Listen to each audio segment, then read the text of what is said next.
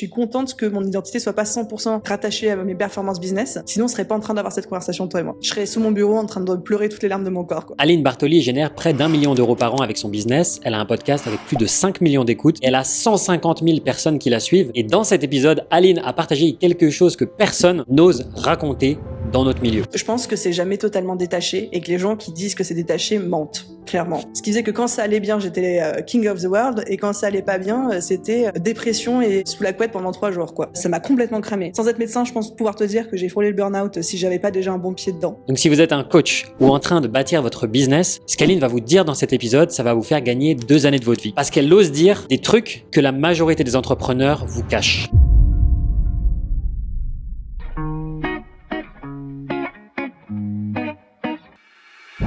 Bienvenue sur Le Tunnel, le podcast pour ceux qui veulent tout quitter pour la liberté. Venez discuter chaque dimanche pour parler business, mindset et philosophie dans la bonne humeur avec un entrepreneur qui vit en Thaïlande. Les amis, juste avant qu'on démarre cet épisode avec Aline, ça va être un épisode incroyable. Si aujourd'hui vous en avez marre d'être un coach ou un formateur qui est invisible, qui stresse à la fin de chaque mois, si vous plafonnez avec votre offre et que vous vous épuisez à vendre votre temps sans jamais pouvoir vous arrêter, à un moment, il est temps que ça change. Donc si vous voulez passer du coach qui galère et qui vend son temps au solopreneur qui est serein, qui génère des revenus réguliers et prédictibles et en partie scalables, eh bien rejoignez l'incubateur L'Étincelle. Vous n'êtes pas obligé de me croire sur parole, on a déjà accompagné plus de 217 coachs, 100% de nos élèves ont noté 5 étoiles sur 5 sur Trustpilot et 70% de nos incubés ont déjà augmenté leur chiffre d'affaires. Je peux pas faire mieux pour vous inspirer confiance, alors arrêtez de rester seul dans votre galère, rejoignez le mouvement dès maintenant. Et pour ça, cliquez sur le lien dans la description, postulez à l'Étincelle et je vous aiderai personnellement à faire exploser votre plafond de verre. Donc je vous dis à tout de suite de l'autre côté et c'est parti pour notre épisode. Bienvenue Aline.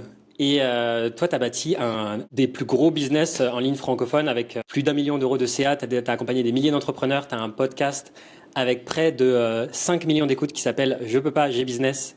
Tu as une énorme communauté d'entrepreneurs de plus de 150 000 personnes, tout réseau confondu. Juste avant qu'on rentre dans le vif du sujet, pour les quelques-uns qui ne te connaissent pas, est-ce que tu peux nous dire c'est quoi The Bee Boost en une phrase et pourquoi tu as créé ça à la base? Ok, merci Tony, je suis ravie d'être là.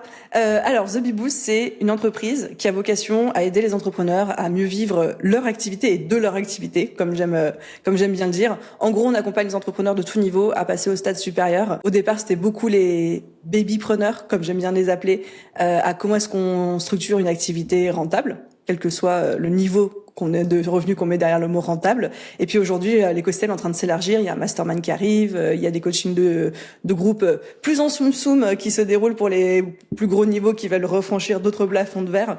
Donc on va dire que c'est un écosystème qui s'est bien élargi aujourd'hui. Trop intéressant. Et c'est quoi qui t'a donné envie d'élargir justement cet écosystème? Je pense que quand tu fais la même chose pendant 5-6 ans, au bout d'un moment, tu as à la fois les demandes de ta communauté. Alors j'ai la chance d'avoir beaucoup de clients qui me disent grâce à toi, notre business a décollé, on en vit, mais maintenant, c'est quoi la suite pour qu'on continue à bosser ensemble? Donc j'ai mis quelques années, mais je me suis attelée à cette tâche.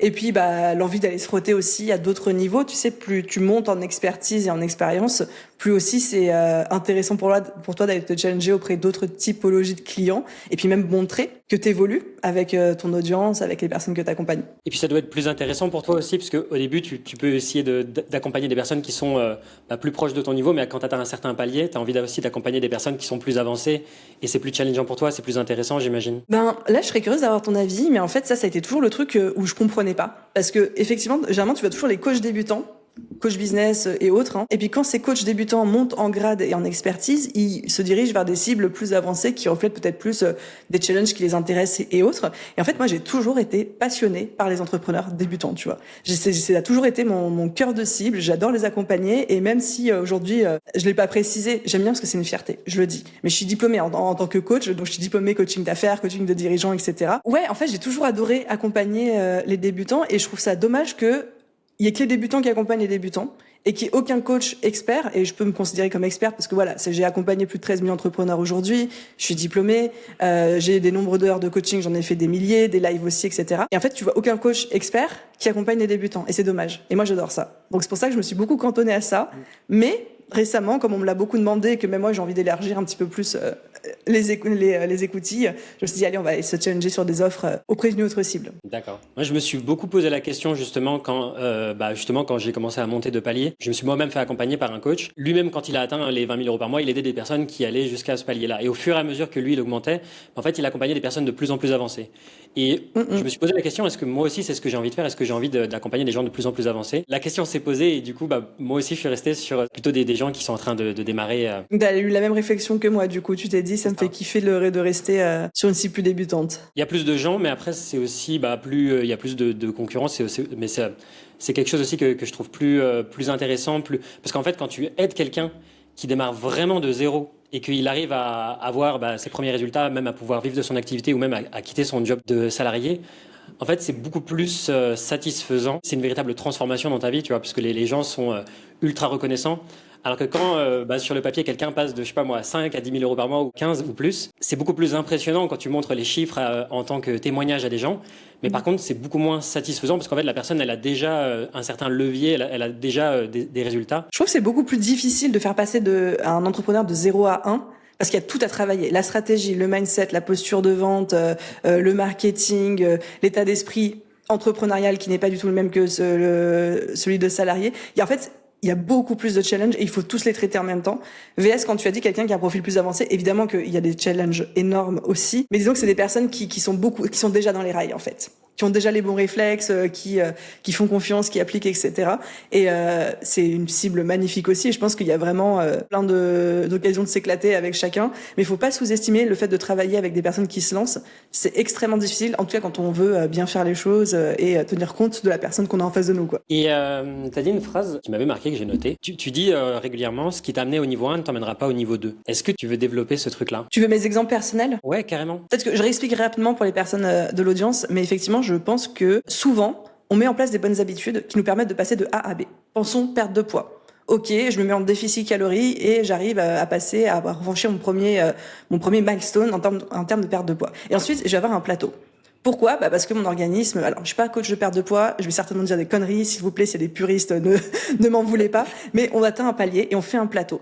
Et là, parfois, le danger, c'est de se dire, je vais faire la même chose qui a marché jusqu'ici, mais je vais le faire plus fort, plus dur. Donc, au lieu de me mettre à 1600 calories par jour en déficit, je vais me mettre à 1100 calories par jour, et comme ça va réenclencher la perte de poids. Spoiler alert, c'est dangereux, ça va nous faire souffrir, et il y a peu de chances que ça fonctionne. Ou alors ça fonctionne, ça va mettre notre métabolisme, ça va le ralentir et ça risque de poser des problèmes de santé. Ne faites jamais ça. Et en fait, je pense qu'en business, c'est pareil. Il y a des choses qui nous aident à passer de 0 à 1. Par exemple, je peux y arriver, je peux tout faire tout seul. Ça, c'est génial. Quand on se lance, qu'on a cette croyance intrinsèque de dire je vais y arriver, je vais me démerder tout seul, tu y arrives et c'est top. Sauf que quand tu commences à avoir 5000 clients, des DM dans tous les sens, une boîte mail qui déborde, plein de propositions, des gens pas contents, des gens contents, etc., de continuer à te matraquer de matrixer dans la tête, je vais tout faire tout seul, c'est le meilleur moyen de te faire un burn-out ou alors d'atteindre un palier parce que t'as une énergie donnée, t'as un temps dans tes journées aussi. Et donc là, il faut transformer cette croyance de dire je ne peux plus faire tout seul, il faut que je me fasse aider, il faut que je recrute, etc. Des fois, je me reprends à avoir le côté c'est jamais mieux fait que par moi-même et le mode elle a pas compris donc je vais le faire moi-même, tu vois. Ça, je pense qu'on l'a tous, mais vraiment à n'importe quel niveau. Et il y a vraiment le côté contre lequel je me suis beaucoup battue là en début d'année. Je dois être la personne qui anime tous mes programmes, qui fait tous les lives et qui est au contact direct de mes clients. Et juste ici, c'est ce que je faisais, sauf que là, je suis en train de pivoter sur un autre business model où, je te dis, il va y avoir plusieurs offres dans l'écosystème. Des offres pour débutantes où en fait, ça n'a plus sens que je sois H24 dans le programme. J'y suis. C'est moi qui fais les vidéos, je fais des lives, il n'y a pas de problème. Mais j'ai plus besoin d'y être H24 alors qu'avant, je pouvais y être tous les jours. Littéralement tous les jours. Mais de me détacher et de me dire que ma méthodologie peut fonctionner sans moi et j'ai formé une équipe en laquelle j'ai confiance, ça a été un sacré step à passer dans ma tête et de casser aussi la croyance de les gens achètent parce que je suis là en live, mais si je suis pas là en live, ils voudront plus acheter. D'accord, donc c'était de te détacher du fait de vouloir, par exemple, d'être vraiment derrière chaque client pour faire en sorte qu'ils réussissent, alors qu'au final, si tu formes bien les gens, tu crées le bon système et juste embauches les bonnes personnes, au final, ça peut très bien tourner sans toi. Voire même, ça peut même encore mieux tourner sans toi. Parce que même si on est la personne qui sait le mieux dans notre business, au bout d'un moment, comme on disait, tu as un temps et une énergie limitée dans la journée. Si tu arrives en live pour tes élèves, mais que tu es déjà cramé de ta journée, tu seras pas aussi performant qu'un coach que tu auras formé, mais qui, lui, ce sera sa tâche principale de la journée et qui aura mis son énergie là-dedans, quoi. Ouais, ça résonne 100% avec moi parce que j'ai embauché une bras droit qui justement s'occupe du suivi des élèves depuis récemment, depuis le début de l'année aussi, depuis janvier. Trop bien. Et en fait, pareil, j'avais des doutes, j'avais des peurs. Je me disais, les gens viennent pour moi parce que c'est la chaîne Tony Rouget, et puis parce que ils m'aiment bien, etc. Je fais toujours des coachings de groupe. En fait, elle est disponible à 100% pour chaque élève. Donc forcément, moi, j'avais 15 milliards d'autres trucs à gérer en même temps, donc je peux pas être aussi bon qu'elle. Et il se trouve qu'en fait, c'est une des meilleures décisions que j'ai prises parce qu'elle peut gérer des choses que je pouvais pas faire avant. Elle peut vraiment prendre chaque élève au soin pour faire vraiment en sorte que chaque personne puisse vraiment réussir. Alors que moi, à la fin, quand tu rajoutes des gens, plus des gens, plus des gens, au bout d'un moment, je m'épuisais. Et c'est pour ça aussi que ça m'a vraiment déchargé. Et au final, le résultat fait que c'est mieux que quand c'était moi tout seul. C'est un peu un ego trip qu'on a, hein, de se dire il faut forcément que ce soit nous, les gens ils viennent que parce que c'est nous. Non, les gens ils viennent aussi pour des résultats, parce qu'ils croient en nous et en notre méthode, mais je pense qu'ils préféreront, je laisserai les gens nous dire dans les commentaires, mais ils préféreront largement avoir quelqu'un de 100% dispo, d'arrangeant, et puis récupérer un Tony en pleine forme en live de temps en temps, que d'avoir un Tony qui répond à côté de la plaque ou avec 10 jours de retard parce qu'il a pas le time et qu'il gère 1000 choses en même temps, quoi. Ouais, clairement. Pareil, tu as parlé de fusion identitaire à un moment entre l'entrepreneur et le business. Est-ce que toi, tu as toujours l'impression d'avoir ton identité qui est fusionnée à ton business, ou est-ce que tu as l'impression qu'aujourd'hui, tu as réussi complètement à t'en détacher? Par exemple, si par exemple ton business, il y a des années, ça fonctionne mieux, il y a des mois où ça fonctionne moins bien. Là, en ce moment, je sais que tu es en totale restructuration de ton offre principale.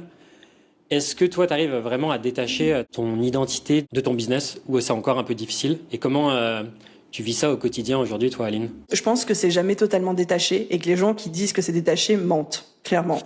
Ou alors ils aiment se le raconter, mais c'est pas possible quand tu es entrepreneur et surtout quand tu as une marque en personal branding de dire je suis détaché de mon business. Ce serait de la schizophrénie en fait. Vu qu'on est notre business, on est notre image de marque.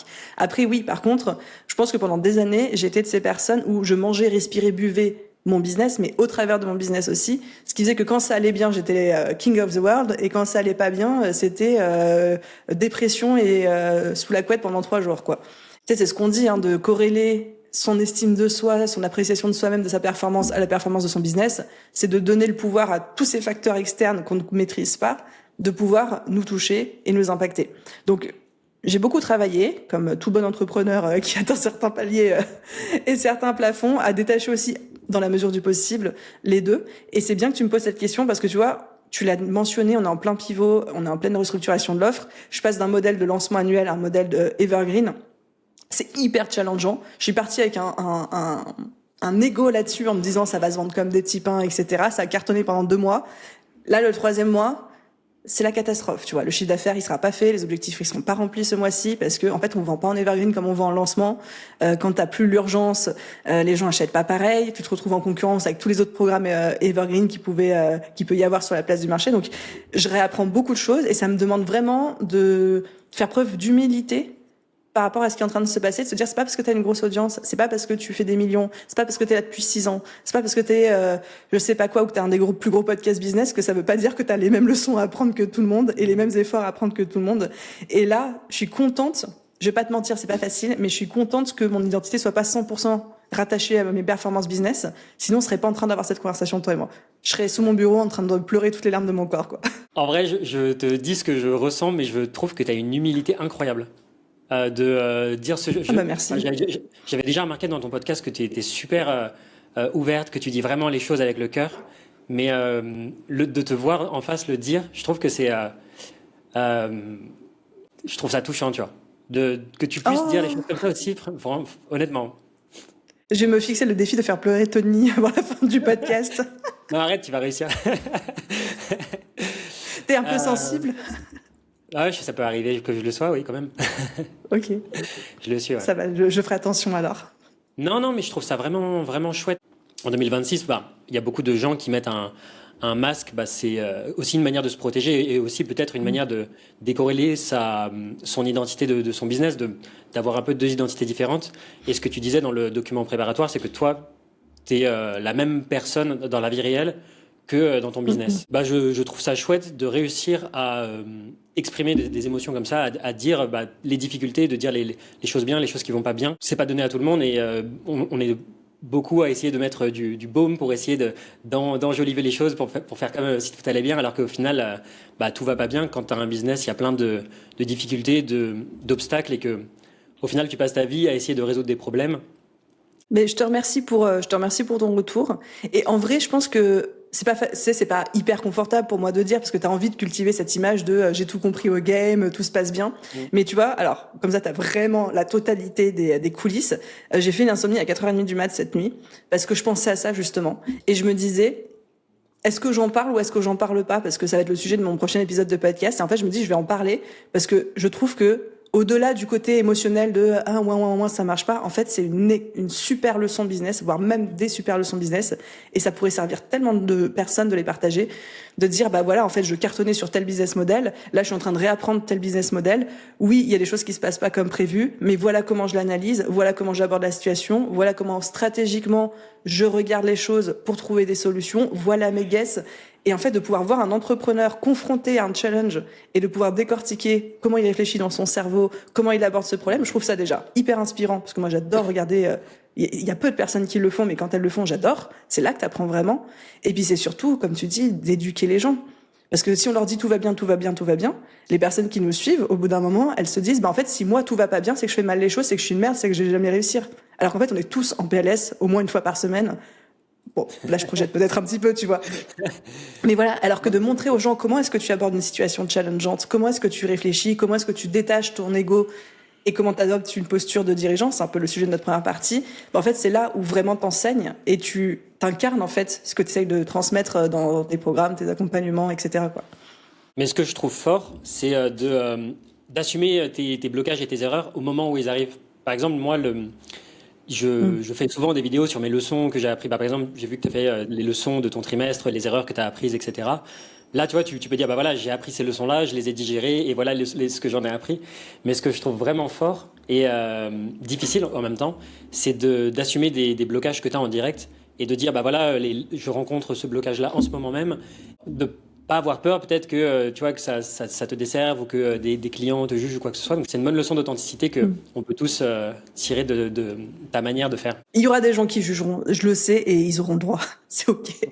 Salut à vous tous qui êtes de plus en plus nombreux à regarder le tunnel. Je prends 30 petites secondes pour vous remercier personnellement parce que grâce à vous, le podcast est en train de devenir une référence pour les coachs et les entrepreneurs francophones qui en ont marre des fausses promesses et du bullshit qu'on entend dans le milieu entrepreneurial. Et ça me touche vraiment. Donc si vous voulez m'aider à continuer cette aventure, vous pouvez faire juste un petit truc super simple, c'est de mettre un like sur cette vidéo, de vous abonner à la chaîne si c'est pas déjà fait, ça vous prend que quelques clics et ça envoie un signal à YouTube de faire remonter le contenu à plus de coachs comme vous, à plus d'entrepreneurs qui pourraient être intéressés. Et moi, ça me permet de continuer d'inviter des gens formidables. Donc, je lis tous les commentaires que vous laissez, je les lis vraiment tous et ça compte vraiment pour moi. Donc maintenant, retour à l'épisode. Sur le fait de passer d'exécutante à dirigeante, toi, Aline, toi, tu avais raconté un truc qui m'avait marqué. Tu disais qu'à un moment, tu avais fait un gros lancement et qu'au final, tu avais les ventes qui fonctionnaient, enfin qui explosaient et tout ça, et toi, tu as coupé les pubs et tu as arrêté d'envoyer des emails. C'est un peu le blocage que certaines personnes qui se lancent ou qui ont des choses qui fonctionnent trop bien, en fait, s'auto-sabotent. Et toi, c'est quoi qui s'est passé à ce moment-là dans ta tête et est-ce que tu peux expliquer? Alors, je pense que sur le moment, les mécanismes qui se sont enclenchés étaient de l'auto-sabotage, oh là là, j'avais prévu, je crois qu'à l'époque, j'avais prévu 200 élèves maximum. Et quand j'ai coupé les pubs, les emails, on était déjà à plus de 300 qui avaient opté pour la formation. C'était encore ce modèle de lancement annuel. Ça, c'est le lancement de 2021, je crois. Donc, tu vois, ça commence à dater. La belle époque. Donc, mécanisme d'auto-sabotage, c'est sûr, parce que j'étais en mode, en fait, j'ai pas l'équipe pédagogique pour ça. Moi, j'ai recruté des coachs pour m'aider, mais j'ai compté dans ma tête 200 élèves maximum. Donc, ça veut dire qu'on va diluer, on va faire des plus grosses classes, donc on va peut-être diluer aussi la personnalisation, l'accompagnement, etc. Et le côté de, oh là là, mais est-ce que je vais pouvoir, en fait, c'est surtout, est-ce que je vais pouvoir supporter les coûts pédagogiques, de structure et d'accompagnement à hauteur de ces 300 élèves. Finalement, on a terminé à 350. Et il y a une partie de moi qui regrette pas d'avoir cuté. Peut-être qu'on aurait pu aller à 400, 450 si j'avais continué mes efforts jusqu'au bout.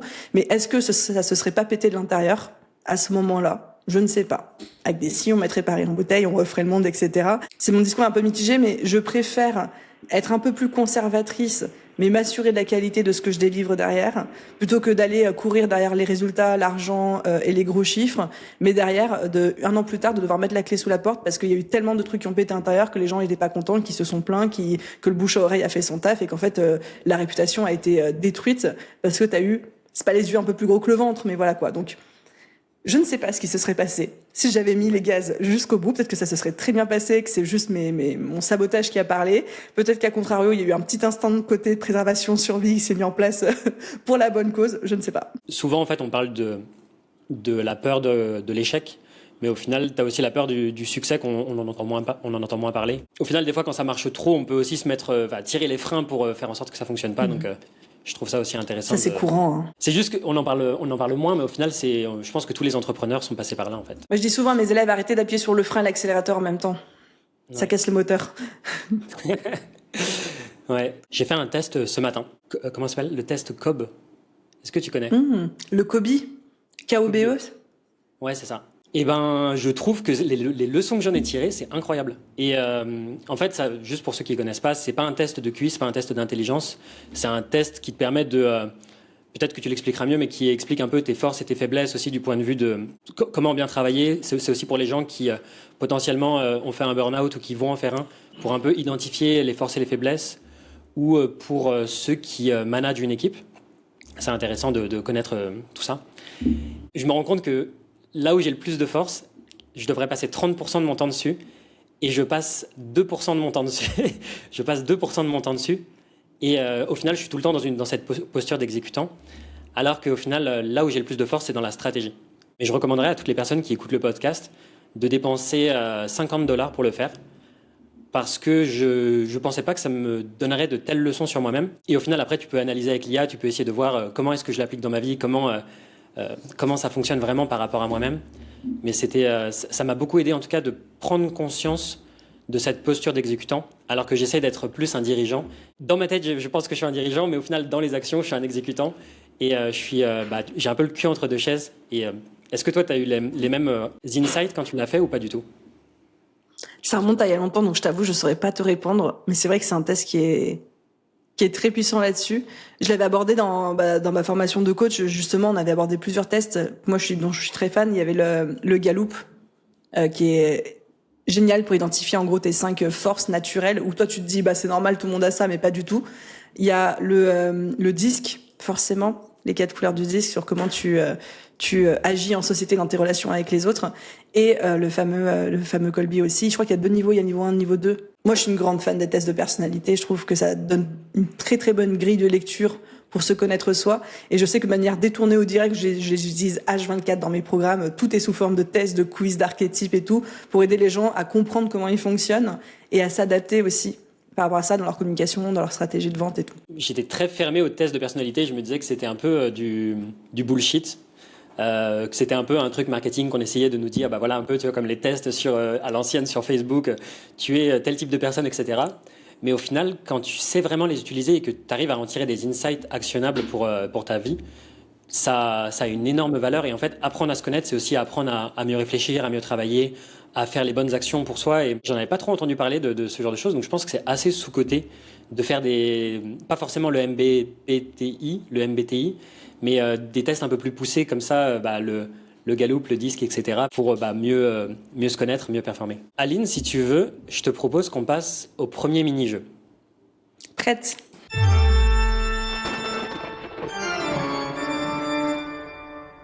Donc là, on vient de parler de ta posture, de ton identité, du passage de l'exécutante à la dirigeante. Et donc ce jeu qui s'appelle le tournant, en fait, je te donne une catégorie, et toi, tu me donnes le moment précis où ça a changé pour toi. Le livre qui a changé ta façon de diriger. C'était avant de diriger au sens propre du terme, mais c'était le livre « Comment se faire des amis » de Dale Carnegie, qui a changé complètement ma manière de communiquer et de m'intéresser aux gens. Et du coup, je pense qu'il a bousculé mes soft skills humains qui ont fait aujourd'hui la dirigeante que je suis, avec mes équipes. T'as une leçon spécifique du livre qui t'avait vraiment marqué ou... Ouais, c'était vraiment le côté de... En fait, il faut faire parler les gens d'eux, il faut s'intéresser à eux et fermer sa bouche sur soi-même, quoi. Et c'est comme ça que tu te fais des potes. Si je caricature à l'extrême. Non, mais en fait, vraiment. Ouais. Non, mais je te dis ça, genre, je crois que, je sais même plus si The Bibou s'était lancé à l'époque, mais je pense que j'étais comme toute personne qui avait pas trop de notion de dev perso, où, moi, j'adorais parler de moi et je pensais que ça intéressait les gens, quoi. Et c'était un petit peu moi, je. Et en fait, quand j'ai fermé ma bouche et que j'ai commencé juste à poser des questions et à m'intéresser aux gens et à rebondir sur ce qu'ils disaient, etc., j'ai vu à quel point les gens se mettaient à me kiffer. Et ça a tout changé pour moi. Ouais. Dans le bouquin, moi, je me rappelle que ça m'avait aussi marqué ce passage-là. Il avait dit, c'était Dale Carnegie qui explique, je suis allé en soirée et normalement, je raconte ma life, etc. Et là, j'ai commencé à parler d'un voyage en Afrique. Et la personne en face de moi a répondu et elle m'a dit, ah ouais, moi aussi j'étais en Afrique. Et du coup, je lui ai posé plein de questions pour essayer de comprendre son voyage en Afrique, de voir où elle avait été et tout ça. À la fin de la soirée, j'avais parlé 5 minutes et la personne, elle avait parlé pendant 2 heures. Et la personne m'a répondu, j'ai passé la meilleure soirée de ma vie, notre conversation était super intéressante. Alors qu'au final, la personne, elle avait quasiment pas parlé, mais juste parce qu'elle avait énormément écouté et posé de questions, elle était devenue ultra intéressante. Et j'avais trouvé l'anecdote aussi hyper marquante. Ouais, ça résume tout. Ouais. Regarde, nous, on fait la morale là-dessus, on est tous les deux avec un podcast. Deuxième élément, la personne qui t'a dit une vérité mais que tu voulais pas entendre. J'adore qu'on me dise des vérités que je veux pas entendre. Déjà, je kiffe parce que c'est là où tu grandis, en fait. La dernière en date, c'était ce week-end. J'étais en week-end avec d'autres entrepreneuses. Je te passe, long story short, comment ça s'est organisé parce que c'est une histoire rocambolesque, mais je me suis retrouvée avec des entrepreneuses que je connaissais pas ou peu à Cannes pendant 2 jours. C'était top. En gros, elle m'a dit, ta communication, c'est une communication de vieille et de mémère, et tu es en train de dégager cette image de nana qui est une vieille du marché, et qui n'a pas pris le dernier virage et qui est plus moderne, et du coup, qui tire plus les gens, quoi, tu vois. Et en fait, je pense qu'elle a raison, si je dois être très honnête, de manière caricaturale, bien sûr, mais c'est vrai que je le remarque, moi aussi, ce tournant dans ma com en termes de résultats, de taille d'audience, mais même moi en termes de ressenti. On communique plus sur Instagram ou sur un podcast que comme il y a 2 ou 3 ans. Et même si j'ai fait des efforts pour adapter ma com, et je dis pas que ça marche pas, hein, bien sûr que ça fonctionne, mais je pense qu'avec les ambitions et les objectifs que j'ai, je vais vraiment avoir besoin de moderniser quelque chose et d'adapter ma communication pour aller encore plus loin, toucher de nouveaux types de personnes, etc. Et je pense que c'est très courageux de dire ce genre de retour à quelqu'un. C'est encore plus courageux de dire ça à quelqu'un qui, alors là, je me passe la pommade, mais qui a comme image d'être un des précurseurs ou un des premiers sur le milieu ou des grandes figures du milieu. C'est comme si, tu vois, toi et moi, on allait voir Mathieu Stéphanie de Génération Do It Yourself pour essayer de lui apprendre comment faire du podcast en lui disant que son image, elle est poussiéreuse et qu'il se modernise, quoi, tu vois. Tu te dis, non. Ouais, c'est vrai qu'il faut y aller, hein. Faut avoir le courage pour le faire. Mais je la remercie, franchement, je la remercie parce que ça a déclenché des belles prises de conscience et il y aura du travail qui sera fait derrière. Et c'est quoi que tu penses du coup qu'il faut que tu modernises? T'as des insights spécifiques auxquels tu as réfléchi depuis? C'est fou parce que c'est des choses que tu as en tête mais que parfois tu n'arrives pas à injecter dans ta com. Donc moi c'est principalement sur la com. Je pense que j'ai besoin de plus montrer qui je suis dans toutes les facettes de ma personnalité. Je pense que le contenu a besoin d'être encore moins éducatif et encore plus prise de conscience, etc. Je pense que j'ai besoin de plus me montrer en vidéo, chose que je ne fais pas par manque de temps, de disponibilité mentale, énergie, etc. Et c'est très subtil, j'aurais du mal à te faire une checklist directe comme ça. Mais moi, dans ma tête, j'arrive très bien à voir ce qu'il faut que j'améliore. C'est quoi ta plus grosse erreur en recrutement ou en délégation? J'en ai fait beaucoup, hein. J'ai beaucoup recruté, des salariés et des freelances. Donc forcément, je pense que toutes les erreurs, je les ai faites. Hein. Je recrute, mais j'ai pas envie... mais j'ai pas envie de lâcher prise. Donc je crois que mon premier recrutement, je donnais pas accès à tous les dossiers à la personne parce que j'avais peur qu'elle pique des infos, des trucs comme ça, mais vraiment, enfin les erreurs de débutant. Mais je pense que ma plus grosse erreur, ça a été pour le coup, d'être trop gentille et trop bienveillante avec un prestataire avec qui ça ne se passait. En fait, dès les premiers jours, il s'était super bien vendu. Et dès les premiers jours, il commençait à y avoir des problèmes de comportement, c'était jamais sa faute, c'était toujours la faute de la boîte, des process, des autres dans l'équipe, etc. Enfin, vraiment des comportements que j'avais jamais vus. Et je pense que là, le côté bienveillant, people pleaser, sauveur, tout ce que tu veux de moi, disait, ah, mais peut-être qu'il a raison, peut-être que je peux m'améliorer, peut-être que j'ai pas bien communiqué. Et en fait, mon déclic, ça a été un jour, Ça faisait 3 semaines qu'il était dans la boîte et vraiment ça montait en tension, tu vois. Et en fait, un jour, je me souviens que je lui avais fait des retours parce qu'il était en charge de montage vidéo au sein de l'équipe. Et il montait des vidéos et moi, je faisais des retours sur les vidéos et je lui disais, bah, tu vois, là, t'as laissé, il reste des petits il reste des cafouillages, là, il y a une petite erreur de montage, etc. Et il m'avait fait un petit pavé sur Slack en me disant, en fait, Aline, t'inquiète pas, franchement, tu te prends trop la tête pour des détails. Moi, j'ai consommé plein de formations, personne se prend la tête comme ça. En gros, tu gâches ton temps et tu gâches le mien. C'était littéralement ce qu'il me disait dans son message. Tu pourrais employer mes aptitudes à autre chose que titiller au niveau du montage, tu vois. Et là, la moutarde m'est montée au nez, Tony. Et je crois que pour la première fois de ma vie, j'ai fait un message. Alors, toi, ça va te paraître normal, peut-être. Moi, c'était me challenger de ouf, mais je lui ai dit, mais en fait, c'est le rôle de qui dans cette entreprise de fixer les standards? Le tien ou le mien? Et je lui ai dit, bah non, en fait, c'est à moi, quoi. Toi, ton rôle, c'est d'exécuter. T'as été embauché pour ça. Je prends tes feedbacks, je prends tes retours, mais là, en fait, t'es en train d'outrepasser le cadre de ta mission, etc. Bref, c'est venu s'ajouter à un certain nombre d'autres choses qui ne me convenaient pas. J'ai mis fin à la mission le lendemain. Mais je pense que j'ai tenu 2 semaines de trop, quoi. Donc, je pense que ma plus grosse erreur de recrutement, c'était de donner trop de crédit à des personnes où, dès le début, on voit d'énormes red flags. C'est OK de se foirer sur un recrutement, hein, ça arrive à tout le monde. Enfin, sur une ou deux rencontres, tu peux pas voir si la personne va être un match parfait. Et dans un sens et dans l'autre aussi. Parce que s'il y a des personnes qui nous écoutent qui sont freelance et qui se disent, bah, il y a un client qui avait l'air top, mais en fait, au bout de 3 semaines, je me rends compte que mon client, c'est pas possible, de par ses exigences, son comportement, etc. C'est OK de se gourer, mais il faut vite se séparer de la personne, quoi. Bah, si tu veux, je te propose de passer à la deuxième partie, Aline.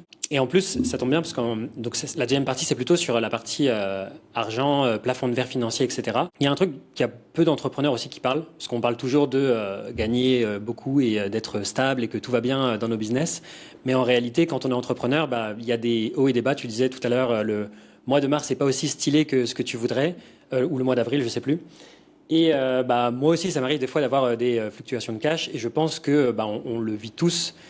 Il y a des mois où tu signes plein de clients, il y a des mois où tu signes moins de clients. Surtout, j'imagine, avant, avec ton modèle de lancement, mais même avec un modèle evergreen, bah, en fait, tu as des mois où tu as beaucoup de clients et des mois où tu en as moins. Moi, j'ai vraiment cette impatience financière qui fait que des fois, quand je suis dans un creux, je me mets dans un état de stress disproportionné. Et je voulais savoir, toi, bah, c'est peut-être nouveau parce que tu changes de modèle vers le evergreen. Toi, comment est-ce que tu gères justement cette instabilité des revenus quand tu as une équipe à payer, quand tu as des charges fixes, si par exemple tu n'as pas le cash qui rentre de manière aussi prévisible que ce que tu avais espéré?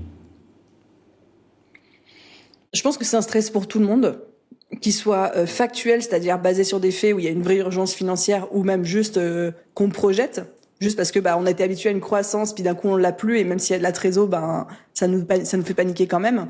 De mon côté, j'ai quand même une sacrée trésor. J'essaie toujours d'avoir au minimum 1 an de trésor d'avance pour pouvoir faire fonctionner mon business. Alors parfois c'est un peu moins, parfois c'est beaucoup plus.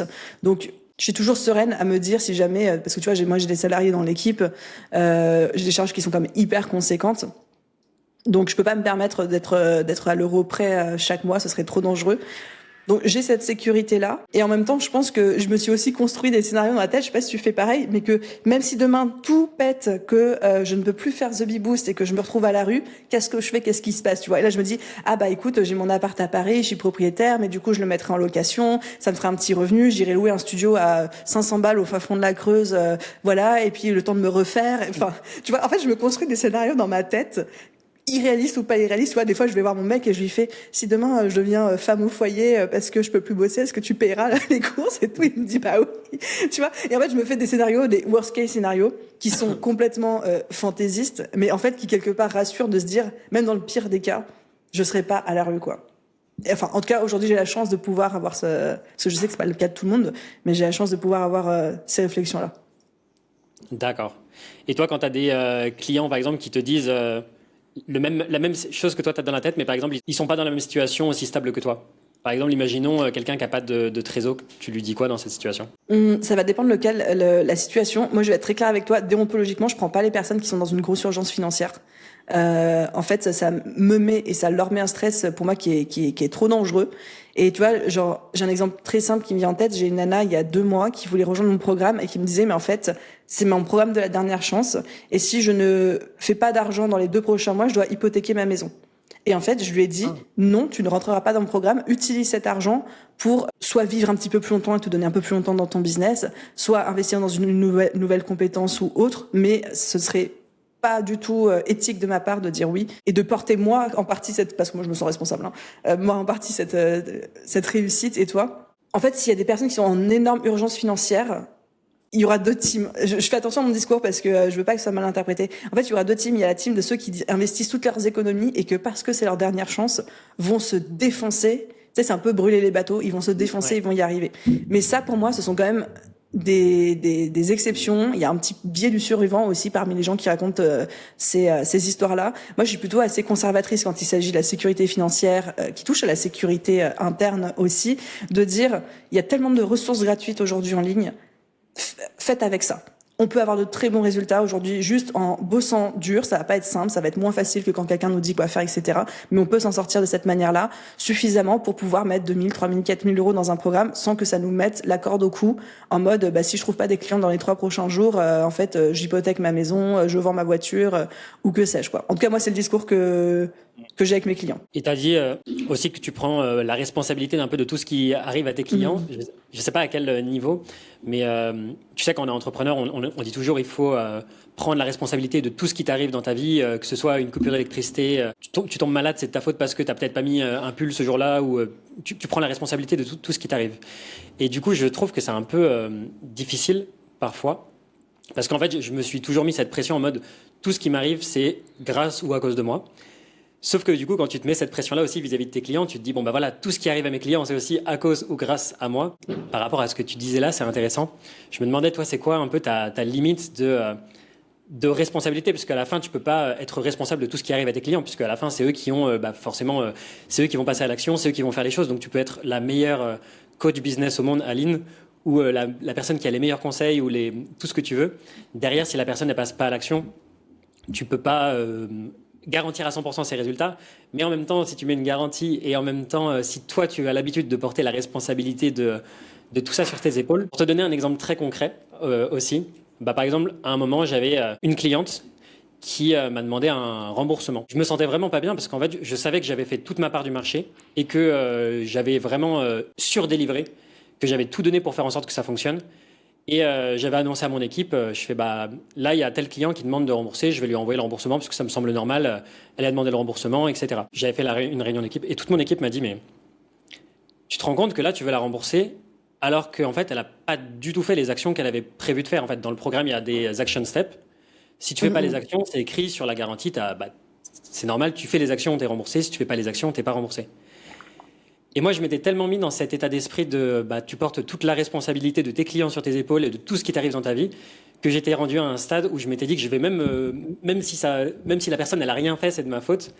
Et ça a été au final une grande remise en question de me dire en fait non, à un moment tu peux pas tout porter sur tes épaules. Il y a quand même dans certains cas si les gens font pas ce que tu leur dis de faire, ou s'ils font pas les actions, ou si la personne elle se présente pas au coaching, elle regarde pas le programme, elle fait pas ce qu'il faut, tu peux pas tout porter pour toi. Et toi, du coup, tu disais que tu portais cette responsabilité sur tes épaules. Je voulais savoir un peu, c'est quoi tes limites? Elles sont en train de beaucoup bouger en ce moment. C'est mais pas dans le sens que tu crois. Ma réflexion philosophique interne de ces dernières semaines. En fait, quand tu deviens coach, la première chose qu'on t'apprend, c'est tu es garant des moyens et pas des résultats. Là, je te parle du coaching au sens puritain du terme, coaching de vie, coaching de leadership, etc. T'es garant des moyens, pas des résultats. Et en fait, moi, j'ai un petit peu appliqué ça bêtement et répété ça bêtement, où quand les gens me disaient, c'est quoi les garanties dans tes formations, business et tout, je disais, moi, je suis garante des moyens que je mets à votre dispo, en termes d'accompagnement, de pédagogie, de ressources, etc. Mais je suis pas garante des résultats parce que c'est pas moi qui passe à l'action, je ne peux pas contrôler comment vous passez à l'action, etc. Ce qui est aujourd'hui le discours et qui est censé de beaucoup de coachs, de formateurs, d'accompagnants, et encore une fois, c'est normal. Enfin, tu l'as dit, si la personne ne passe pas à l'action, tu peux pas débarquer chez elle et menacer son chat avec un pistolet, quoi, tu vois, ou prendre son cochon d'Inde en otage, ou que sais-je. Voilà. Et en même temps, ces dernières semaines, je me dis, mais dans quelle mesure est-ce qu'on se sert aussi un peu de ça comme excuse, comme bouclier, pour ne pas voir ce qui parfois peut ne pas fonctionner dans nos accompagnements, nos programmes, voire même les pistes d'optimisation où on n'a pas trop envie d'aller se mouiller parce que ça coûte cher ou ça coûte du temps. Et voilà. Et en fait, vraiment, je suis en train d'essayer, je pense que c'est à chacun aussi de trouver son curseur, de se dire, bien sûr qu'on peut pas faire le travail à la place des gens. Mais comme tous les prestataires de services, tout domaine confondu, en ce monde, si la personne par exemple, tu peux aller chez une psy pendant 1 an, si t'as pas envie de changer, tu changeras pas, même si la psy est excellente. Et en même temps, de faire attention à dans quelle mesure est-ce qu'on utilise ça comme outil de déni ou de détachement de notre responsabilité, qui est aussi, les gens nous font confiance avec leurs finances, avec leur temps. C'est aussi à nous de faire en sorte qu'ils réussissent, et que s'il y a des choses qui rentrent pas totalement dans le cadre, de nous adapter à la personne aussi. Donc voilà. Et encore une fois, je pense que c'est à chacun de mettre son curseur. Moi, je suis en train de réajuster le mien, où j'ai envie de prendre peut-être un petit peu plus de responsabilité, et en même temps pas trop non plus, parce que sinon, t'endors plus la nuit, parce que ce sont que des facteurs externes que je ne peux pas contrôler. Donc, c'est pas simple comme question. Ouais. Et toi, t'as pas mal évolué aussi au niveau de tes croyances sur l'argent. Il me semble que pendant pas mal d'années, tu te payais assez peu par rapport au fait que ton business gagnait énormément d'argent. Toi, pendant pas mal d'années, tu te payais 2 000 € par mois ou dans ces eaux-là. Comment tu as fait pour évoluer? C'est quoi qui t'a aidé à transformer cet état d'esprit? Comment est-ce que tu as reprogrammé ton rapport à l'argent? Les premières années de vie de mon business, je me payais effectivement 2 000 € par mois, mais parce que, en fait, je me disais, j'ai pas besoin de plus, donc je vais pas sortir forcément plus de mon entreprise. J'avais un appart dont j'étais propriétaire, j'avais plus de crédit. Enfin, vraiment, j'avais pas besoin de vraiment plus, et je vivais très bien comme ça. Donc je me dis, pourquoi me payer plus?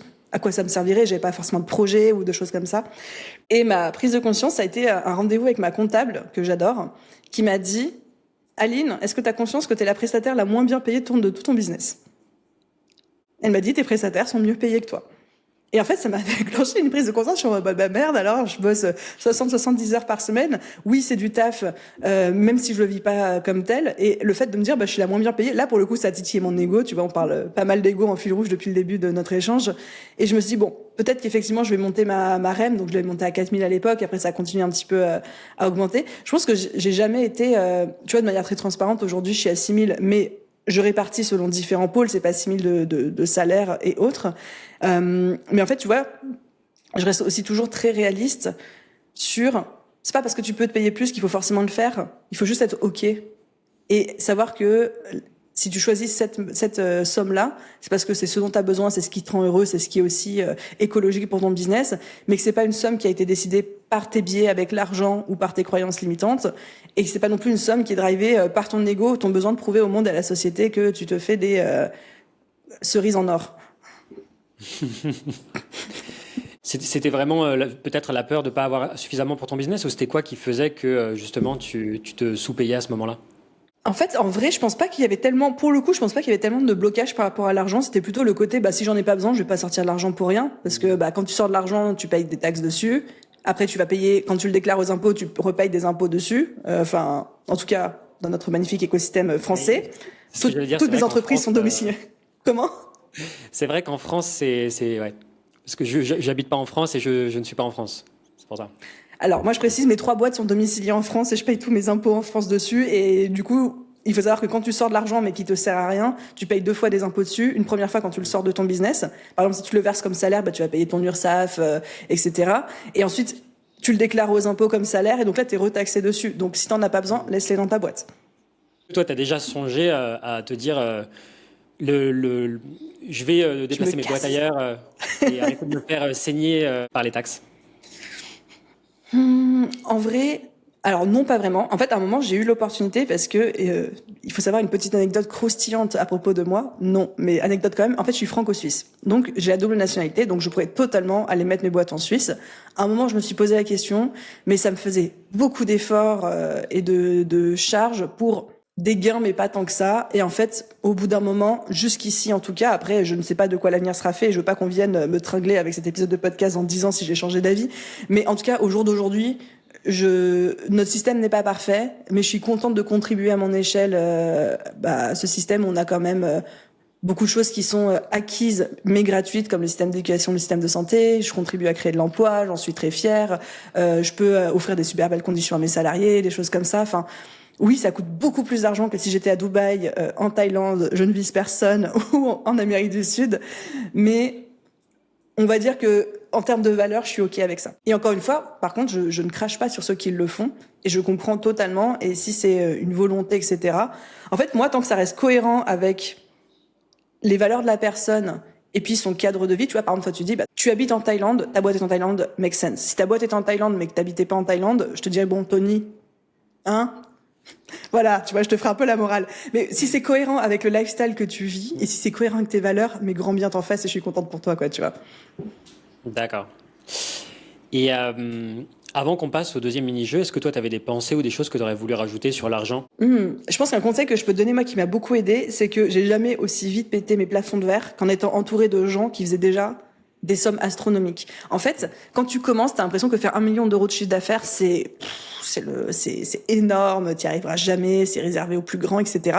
Mais quand tu passes des journées entières entourées de personnes qui font tous plusieurs millions d'euros de chiffre d'affaires à l'année, ça devient beaucoup plus réaliste et atteignable. Et du coup, tu t'en penses capable et tu te comportes comme quelqu'un qui en est capable. Et là, effectivement, je pense que tu les atteins beaucoup plus facilement. Donc, s'entourer directement ou indirectement, ça peut être juste consommer leur contenu, etc., de personnes qui ont déjà atteint nos objectifs financiers, ça aide à rendre la chose beaucoup plus digeste et accessible, si ça fait sens. Comment tu as fait pour t'entourer de ces gens-là? Est-ce que tu as rejoint une communauté? Est-ce que tu as beaucoup d'amis entrepreneurs ou c'était comment? J'ai beaucoup d'amis entrepreneurs, quasiment tous aujourd'hui, mais surtout j'ai rejoint des masterminds. Il n'y a pas de secret. D'accord. Parce que moi, ça m'a transformé. J'ai rejoint une communauté d'entrepreneurs en Thaïlande il y a plusieurs années de cela. En fait, ça a complètement transformé mon identité. Mais vraiment, ça a fait une explosion. Tu vois l'emoji avec la tête qui explose. C'était moi quand j'étais dans cette conférence communauté d'entrepreneurs où en fait je me disais mais comment c'est possible qu'il y ait autant de personnes autour de moi, c'était il y a pas mal d'années maintenant, qui gagnent tous. Les critères pour entrer, c'est de faire minimum 10 000 euros par mois. Comment c'est possible qu'il y ait 300 personnes autour de moi qui fassent tous minimum 10 000 euros par mois et qu'il y en a qui font 100 000 ou plus et en fait, de voir qu'il y ait autant de personnes et que ce soit réel et que ce soit possible, c'est là en fait où pareil, mes plafonds ont explosé. Donc c'est un conseil classique, mais en même temps qui est très efficace de se dire que si tu t'entoures des bonnes personnes, en fait pour toi après ça devient la norme et ça devient aussi possible parce que si tu le vois pas en fait de tes propres yeux, en tout cas moi c'était mon cas. Je voyais des vidéos sur internet qui disaient oui, tu peux faire ça, mais au final, tant que tu le vois pas de manière concrète sous tes yeux, tu penses pas que c'est possible. Totalement d'accord. Là, du coup, on vient de parler d'argent et de croyances et de ce qu'on s'autorise, de ce qu'on ne s'autorise pas. Donc maintenant, on va mettre ces convictions au feu. Et le deuxième mini-jeu, il s'appelle le tribunal du business.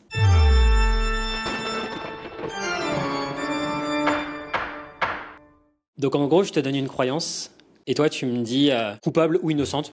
Tu l'interprètes comme tu veux, soit coupable ou innocente, ou tu peux dire bonne ou mauvaise croyance, comme tu veux. C'est horrible de donner cet exercice à une coach, hein, parce que je peux pas dire qu'une croyance est mauvaise, mais bon. tu peux dire ce que toi t'en penses. Ok. Un bon entrepreneur doit travailler plus que tout le monde. Innocente. Il faut aimer le travail acharné quand on est entrepreneur et qu'on cherche un certain niveau de revenu et de chiffre d'affaires, qu'on a une certaine ambition.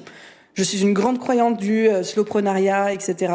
Toutes les personnes que je vois réussir aujourd'hui, c'est-à-dire faire plus de 100 000 euros de chiffre d'affaires par an, il y a un moment où elles ont un petit peu hustle quand même dans leur vie. Donc je pense qu'il faut aimer le travail, il faut aimer se retrousser les manches et il faut aimer aussi avoir cette capacité de se dire le jour où ça va moins bien marcher, je saurai aussi me challenger, me mettre au boulot, quoi. D'accord, donc tu penses qu'il faut bien charbonner au début pour se lancer, mais que si à un moment tu peux relâcher potentiellement la pression, c'est ça ou pas? Oui, je pense que tu peux relâcher la pression, mais qu'il faudra toujours charbonner à des moments dans ton business. Ouais. J'écoutais le podcast de Stan qui s'appelle avec Paul, qui s'appelle Le Trilliard, et il disait récemment que Stan, en fait, lui, une de ses forces à la base, c'était de travailler, de pouvoir s'acharner, et qu'en fait, ce qui le motivait, c'était pas mal la peur et la culpabilité. Qu'en fait, il avait perdu cette motivation par la peur, et que maintenant, il travaillait que par motivation par la culpabilité, et que du coup, il était vachement moins motivé, qu'il avait perdu un peu cette manière de travailler où il pouvait travailler 12 ou 14 heures par jour et que en fait ce edge qu'il avait développé avant, en fait il l'avait plus. J'ai vu beaucoup d'entrepreneurs aussi qui en fait quand ils démarrent ils veulent vraiment travailler 12 heures 14 heures par jour ou vraiment se surmener, et il y a beaucoup de personnes aussi quand elles atteignent un certain palier, un certain seuil, elles ont plus ce feu sacré, cette motivation pour se donner corps et âme pour faire en sorte que ça fonctionne. Tu sais que j'ai une vraie théorie là-dessus. Ouais. tiré de mon expérience personnelle, c'est pas une théorie de coach du tout. Je pense que en fait, quand tu charbonnes à ce point-là, au point de te faire mal, hein, parce que bosser 12 à 14 heures par jour, H24, je l'ai fait, j'ai adoré, j'étais motivée par le plaisir plus que la peur, mais en fait, tu te fais mal à ton corps sur le long terme. Et je pense que quand tu as ce rythme-là, c'est que tu as besoin de prouver quelque chose aux autres ou à toi-même. Et qu'à un moment dans ta vie, soit tu es arrivé à ce stade de reconnaissance peut-être que tu cherchais ou de validation autre, soit tu as suffisamment travaillé pour toi, sur toi-même pour lâcher prise là-dessus et ne plus être drivé par ça. Et là, en fait, tu retournes dans quelque chose de beaucoup plus sain et écologique où tu écoutes ton corps plus que cette envie de validation et autres. Et du coup, tu dis, ah, bah, j'ai perdu mon mojo, j'ai perdu mon feu sacré, j'ai plus la même capacité de travail qu'avant. Ouais, mais avant, en fait, tu te blessais parce que tu voulais prouver que tu avais ta place, ou tu te blessais parce que tu voulais prouver que tu pouvais faire de l'argent, ou tu te blessais parce que tu voulais prouver à papa, maman que si, tu pouvais être entrepreneur, tu vois. Mais en fait, je pense juste que les personnes qui aujourd'hui se disent je n'arrive plus à aligner les mêmes heures de travail qu'avant, bon, il y a la vieillesse, bien sûr, mais c'est surtout que c'est des personnes qui ont trouvé leur paix intérieure. Et c'est pas une mauvaise chose. Ça te parle? Bah, oui, et en Et même non. temps, les deux. Je suis entre les deux. En fait, genre, ça me parle beaucoup. Je trouve que c'est une belle philosophie et c'est parlant. Trouver la paix, c'est ce qu'on veut tous à la fin, d'être aligné et bien. Maintenant, si trouver la paix, ça signifie j'ai la flemme de bosser et genre je me contente de ce que j'ai dans la vie, bah trouver le juste milieu, tu vois.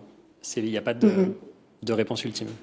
Autre croyance, si tu augmentes tes prix, tu exclus ceux qui ont le plus besoin de toi, coupable ou innocente. Coupable. Je pense que quand tu augmentes tes prix, bah tu te dégages plus de temps. Moi, je dis toujours aux gens, en vous tarifant cher, vous allez kiffer votre vie et vous allez dégager du temps pour pouvoir bosser gratuitement pour les gens qui en ont vraiment besoin et faire du pro bono si vous en avez envie. Moi, j'ai toujours fait ça et j'ai toujours offert des bourses dans mes programmes, j'ai toujours offert des coachings gratuits quand j'avais quelqu'un qui était vraiment en difficulté et autres. Mais ça, c'est pas possible si toi derrière tu fais déjà pas assez d'argent et que tu peux pas te permettre de dégager ce temps et cette énergie, quoi. L'argent change les gens, coupable ou innocente? Coupable. Je pense vraiment que l'argent ne change pas les gens, il révèle juste qui ils étaient depuis le début. D'accord, c'est une sorte d'exhausteur de ta personnalité, de qui tu es Oui. vraiment, c'est ça? Ok. Exactement. En tout cas, c'est ce que j'ai observé chez toutes les personnes autour de moi qui ont connu une réussite, qu'elle soit fulgurante ou non, et aussi des chutes, hein, parfois aussi. Pour toutes les personnes qui nous écoutent, qui auraient peur que l'argent, parce que ça c'est une croyance, tu vois, qu'il y a beaucoup, c'est si je deviens riche, je vais changer, ma famille va moins m'aimer parce que ma famille aime pas l'argent, ou elle a une mauvaise image de ceux qui en font et tout. En fait, l'argent n'a jamais changé quelqu'un qui avait des bonnes valeurs, ça ne l'a pas rendu méchant, quoi. Le truc, c'est que la famille en question, elle peut penser certaines choses de cette personne-là, peu importe ce que l'entrepreneur se dit de lui-même, en fait. Demander de l'aide, c'est un signe de faiblesse. Coupable ou innocente? Alors, forcément coupable, il faut demander de l'aide, on peut pas tout faire tout seul, etc. Et en même temps, je suis un peu hypocrite parce que je suis la dernière à demander de l'aide. C'est rare.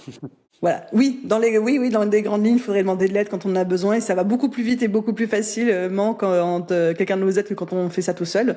Bah, c'est le principe même de se former, de se faire accompagner, de se faire coacher et autres. Mais je ne peux pas jeter la pierre. D'accord. Et dernière affirmation. Si ton business peut pas tourner sans toi une semaine, t'as pas un business, t'as un job. Coupable ou innocente? Coupable, mais je suis un peu entre les deux. En fait, au bout d'un certain nombre d'années, il faut que ton business puisse survivre sans toi, parce que sinon, c'est la merde, quoi.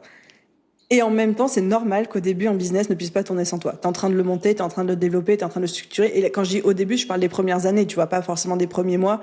Donc, faut pas non plus que ce soit le goal ultime de se dire, ah, si mon business tourne pas sans moi, c'est que j'ai mal fait mon taf. C'est un passage obligé. Mais effectivement, pour des raisons de sécurité, puis même de sérénité, ben, en fait, c'est mieux quand le business tourne sans nous. Et tu vois, genre pour la petite anecdote, cette année, je vais faire un crash test pour la première fois. Je me barre 1 mois et demi en Inde à l'automne, sans ordinateur, sans rien, et mon business est censé tourner sans moi et générer du chiffre d'affaires pendant cette période-là. C'est pour quand le challenge, t'as dit? C'est pour cet été? Ouais, septembre-octobre. Waouh. Moi, ce que j'ai testé, c'est à la base, je sais que cet été, par exemple, je vais partir pendant 10 jours faire un road trip en moto avec mes parents en Thaïlande. Et du coup, bah, là, il y a moins d'un mois, je suis parti pendant une semaine en vacances au Vietnam pour tester, voir justement si je pouvais laisser mon équipe complètement dirigée sans moi. Et tu vois, au lieu de partir un mois, tu peux dire, bah voilà, je teste pendant 2 semaines et tu vois, de découper en sous-étapes. Est-ce que tu as testé ou est-ce que tu te dis, vas-y, je passe de 0 à 10 direct? Non, on a déjà testé. Ça fait même 1 an que des fois je pars 1 semaine, 2 semaines sans aucun souci. Aujourd'hui, j'ai la chance d'avoir une équipe qui est assez grosse et solide pour que, en vrai, dès qu'il y en a une ou deux qui est absente, y compris moi, ça tourne. L'objectif maintenant et on va dire le défi principal, c'est que ça génère du chiffre d'affaires sans moi. C'est pas juste quelqu'un qui fait tourner, c'est qu'il faut que le business vende sans moi. Donc là, c'est une autre paire de manches, surtout pendant une aussi grande durée. D'où le fait que, tu sais, on parlait au début de notre échange, est-ce que c'est OK d'avoir des programmes qui tournent sans moi? Quel est mon niveau de responsabilité, d'implication au sein de mes programmes? Qu'est-ce qui est OK? Qu'est-ce qui est du too much? Enfin, voilà. Donc ça va être le challenge. Ouais. Et du coup, en termes d'organisation, ça ressemble à quoi? Comment tu vas t'organiser pour ça? Pour les podcasts, les contenus seront en avance, forcément. Je peux pas encore me faire remplacer, même avec une jolie perruque. Après, pour toute la partie réseaux sociaux, j'embauche une content manager là pour le mois de juin. Là, je suis en plein recrutement à l'heure à laquelle on se parle. Donc, il y aura une personne qui sera normalement efficace et autonome pour alimenter Instagram, LinkedIn, etc. pendant mon absence. Et après, sinon, structurellement, dans l'équipe, les programmes, dont le nouveau qu'on a sorti, est designé pour pouvoir fonctionner sans moi. Même si aujourd'hui j'y suis, mais si jamais je ne peux plus y être, il fonctionne quand même. Et l'équipe sait vendre sans moi aussi. C'est-à-dire qu'elle connaît les systèmes de vente, tout est documenté, tout est processisé, on sait chaque mois ce qu'on doit faire pour remplir nos cohortes, etc. par exemple. Donc normalement, il devrait pouvoir s'en sortir sans moi. Ça fait une belle transition justement vers la partie 3, qui est la prison dorée. On parlait du fait de créer un business où on n'est pas vraiment piégé par son business, où on peut justement faire d'autres choses à côté. Et toi, je sais qu'en 2024, et oui, je suis remonté loin dans ton historique, tu subissais le tien à ce moment-là. Comment est-ce que c'est possible d'être l'architecte de sa propre prison? Comment est-ce que c'était possible à cette époque-là? Je pense en toute honnêteté que ça l'est encore un peu aujourd'hui. Moi, j'ai une phrase que j'adore répéter aux autres et à moi-même qui est « on ne subit pas un business qu'on a créé ». Et en même temps, c'est un peu le cas. En fait, je pense que quand tu montes un business, tu le montes avec tes envies, avec un besoin marché, mais tu le montes aussi de manière invisible avec tes peurs, tes croyances, ton éducation, ce que tu te racontes de toi-même, ce que tu te racontes de ton identité, etc. Moi, mon identité pendant des années, ça a été la bonne élève, les bonnes notes, la performance et le côté tu as l'amour de tes parents si tu as des bonnes notes à l'école. Donc tu transposes ça dans l'entrepreneuriat, ça donne tu as des bonnes notes et tu es aimé si tu as un bon chiffre d'affaires et que tout cartonne. Mais du coup, la pression derrière que tu dois te mettre pour faire toujours plus, sachant que, à l'inverse du salariat, t'as personne pour te cadrer. T'as pas de convention collective qui te dit tu fais pas plus de 40 heures par semaine. T'as pas de personne qui te dit ah bah là c'est le week-end, la boîte est fermée, tu peux pas rentrer dans tes bureaux, etc. Et en fait, je pense que quand mais des fois même quand t'es au courant de tes patterns, mais quand t'es pas au courant de toutes ces forces immuables qui dirigent ta vie, en fait, impactent ton business, bah tu les infuses dedans. Et tu finis par construire parfois une machine qui t'oppresse ou te ressemble plus, ou alors tu fais ce travail sur toi-même, tu fais ces consciences, tu guéris ces blessures, et puis un beau jour tu te réveilles en disant bah du coup le business a été monté par quelqu'un qui n'est plus moi, et à l'image et pour quelqu'un qui n'est plus moi aujourd'hui, qui ne correspond plus à mes besoins. Donc là ça reste très vague et très théorique. Dans la pratique, je pense que la direction a pas changé, je me sens pas prisonnière de mon business même si c'est challengeant. Même si des fois ça me sort par les trous de nez, etc. Mais c'est vrai que parfois j'ai ce biais de me dire, mais en fait, des fois juste tout plaquer et repartir en one-to-one, faire 150-200 000 euros toute seule avec peut-être un assistant ou une assistante part-time et être tranquille, ce serait cool aussi, tu vois. Mais après tu te rappelles pourquoi tu fais ça et ta mission et autres. Je sais pas si ça a répondu à ta question ou si j'ai pris des tangentes. C'était intéressant. Bah moi j'appelle ça le paradoxe de l'entrepreneur. Au final tu quitte le salariat pour pouvoir être libre et au final 3 ans plus tard tu te retrouves à recréer exactement les mêmes contraintes que ce que tu avais quand tu étais salarié. Sauf que là tu n'as pas de congé payé et que tu as toutes les responsabilités sur tes épaules et tu deviens ton pire patron. Et tu deviens ton pire patron, exactement. Tu avais un business super successful et au final tu rachètes une deuxième entreprise. Et c'était censé, on va dire, peut-être te permettre d'aller plus loin. À ce moment-là, ça t'a flingué ou ça t'a vraiment peut-être fait une surcharge de boulot. C'est quoi qui s'est passé à ce moment-là? Je pense qu'il y a beaucoup de choses qui se sont jouées à ce moment-là. Là, pareil, j'essaye de faire preuve de vulnérabilité, d'honnêteté pour pouvoir aider un maximum de personnes. Je pense que déjà, il y a eu je sais pas si c'est un biais d'ego ou une méconnaissance de ce que ça allait me demander comme travail, mais j'ai cru que j'en serais capable alors que dans les faits, je n'en ai pas été capable. C'était trop de boulot, trop de charges. Ça m'a complètement cramé. Je pense que sans être médecin, je pense pouvoir te dire que j'ai frôlé le burn-out si j'avais pas déjà un bon pied dedans. Ça a encore laissé des traces qui sont présentes aujourd'hui. 2 ans après, je suis encore en train d'essayer de m'en remettre. Ça a touché ma confiance en moi, etc. Donc c'était vraiment pas facile. Et il y a eu beaucoup de choses, beaucoup de facteurs extérieurs, certains directement reliés, d'autres pas du tout, etc. Mais qui ont fait, je pense que, avec le recul, c'était trop tôt pour moi. Et je me souviens d'une conversation que j'ai eue avec Alexandre Dana, qui est donc le fondateur de Live Mentor, qui a fait aussi des rachats. On s'était pas mal appelés pour échanger sur nos expériences respectives et tout. Et un jour, il m'a dit, non mais Aline, en fait, quand tu rachètes une boîte, il faut que tu saches que tu vas y passer 80% de ton temps, c'est-à-dire que tes autres boîtes doivent pouvoir tourner sans toi. Et ça a été une de mes erreurs, c'est que The Bee Boost ne pouvait pas tourner sans moi, et ne pouvait pas continuer à grandir sans moi. Et donc je me suis retrouvée avec 2 boîtes qui avaient besoin de moi à 100% du temps, sauf que je peux pas me dupliquer. Donc qu'est-ce que tu fais ? Tu fais 2 fois plus de travail, mais du coup tu le fais pas super bien de partout, etc. Et en fait, au bout d'un moment, tu te dis, je peux pas, et il faut choisir, il faut faire un choix, il faut cutter pour la santé des business et pour ma santé aussi. Et donc, c'est pour ça que j'ai fait le choix de cutter Postadem à ce moment-là. Du coup, j'ai fusionné un Postadem avec ma holding pour réduire les coûts, tuer la structure juridique initiale, etc. Ça a été atroce comme décision. Je l'ai vraiment vécu comme un échec, mais avec le recul, je me disais, OK, c'était trop tôt, j'étais mal préparée, c'était pas ce à quoi je m'attendais aussi. Et je suis fière d'avoir pris cette décision parce que sinon je pense que j'aurais laissé plus que quelques plumes. En fait, il y a eu plusieurs choses. La première chose, c'est que je m'étais toujours dit un jour j'achèterai une boîte.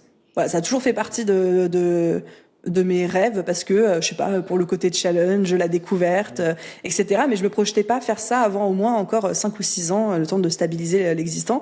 Sauf que quand l'opportunité s'est présentée à moi, en fait, sur le papier, le truc était parfait. C'est-à-dire que c'était une boîte qui était très complémentaire à la mienne en termes d'audience. Ça représentait littéralement le step avant, aider les salariés à se reconvertir vers l'entrepreneuriat. Donc c'était tous mes futurs clients en fait.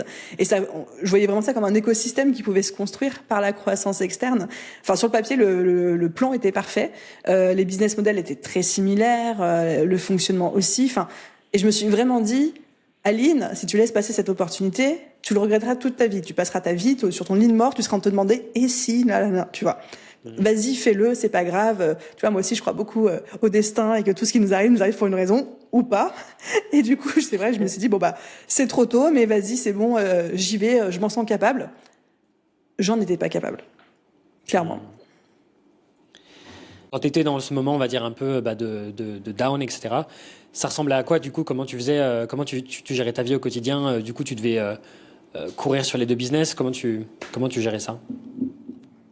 Au début, j'avais organisé mon emploi du temps en me disant, ces 3 jours-là, ce sera The Bee Boost, ces 2 jours et demi, 3 jours-là, parce que je grignotais sur mon week-end, ce sera Postadem, je ferai les 2 en parallèle, etc. Bon, ça, c'était la théorie. C'était un très joli pays, la théorie. En pratique, c'était un petit peu tout en même temps, parce que un business attend rarement 3 jours que tu aies fini de t'intéresser à l'autre pour éteindre certains feux, voilà. Donc c'était beaucoup de soirées, de nocturnes, etc. Et en fait, ce qui s'est passé aussi à ce moment-là, c'est que 2024, 2025 aussi, je sais pas si tu as senti, mais tout le marché, l'écosystème de l'entrepreneuriat en ligne, du business coaching, etc., a quand même pris un sacré revers où il y a eu une énorme montée de la concurrence. Il y a beaucoup de gens qui font du très bon boulot aujourd'hui. Il y a aussi une grosse méfiance qui s'est mise par rapport à ce secteur-là avec tout ce qu'on connaît aujourd'hui qui a un petit peu terné l'image de notre milieu. Les événements récents ont aussi contribué à une baisse du pouvoir d'achat. Il y a eu la retombée post-Covid où finalement les gens n'avaient plus tellement envie de suivre des formations en ligne. En fait, il y a eu tout un gloubi-boulga de choses qui ont fait que The Bee Boost s'est mis à avoir besoin de moi à 100% pour continuer à la croissance, tu vois. Mauvais timing en plus au niveau de... Tu pouvais pas le savoir, mais c'est comme ça, quoi. Je veux pas blâmer entièrement des facteurs extérieurs, tu vois, j'ai ma part de responsabilité, mais à 1 million %. Et si aujourd'hui tu me dis est-ce que tu rachèterais, ma réponse sera un énorme non, jamais de la vie, pire erreur, tu vois. Même s'il y a eu des apprentissages et tout, pire erreur. Mais ça n'a pas aidé du tout. Et ce qui a fait que déjà un truc qui était bancal pour moi en termes de charge de travail est devenu impossible à gérer parce que d'un côté j'avais un business que j'ai récupéré qui n'était pas du tout ce que j'avais anticipé, qui n'était pas du tout ce pourquoi je m'étais préparée, et de l'autre mon business qui allait très bien mais qui commençait à montrer des signaux de va falloir que tu t'occupes de moi parce que là on va pas aller très bien dans quelques mois, quoi, tu vois. Et là tu te retrouves coincé et tu dois faire un choix. Ouais. Et du coup aujourd'hui est-ce que tu rachèterais un business dans quelques années, par exemple, où plus du tout, c'est fini, là, ça t'intéresse plus? Ah oui, à 2000%. Franchement, à Oui. 2000%. Je trouve que c'est la croissance externe, donc grandir en rachetant des boîtes extérieures, c'est une super stratégie.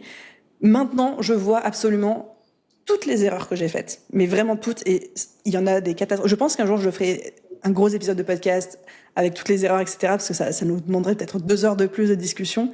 Mais je vois tellement toutes les erreurs que j'ai faites, tout ce qui n'allait pas, tout ce que j'aurais dû voir, que je n'ai pas vu, tout ce que j'aurais pu voir, que j'ai peut-être choisi de ne pas voir. Enfin, il y a eu trop de choses où aujourd'hui, je sais que j'aborderai un rachat complètement différemment, mais ça ne m'a pas dégoûté du rachat en lui-même. D'accord, Ça a juste été une sacrée leçon assez onéreuse. d'accord. Et ça serait quoi la plus grande, si tu devais en choisir qu'une seule, une seule leçon que tu devrais appliquer ou que tu donnerais à quelqu'un qui voudrait racheter un business pour pas refaire les mêmes erreurs? Ça serait quoi la leçon principale que tu en as tirée?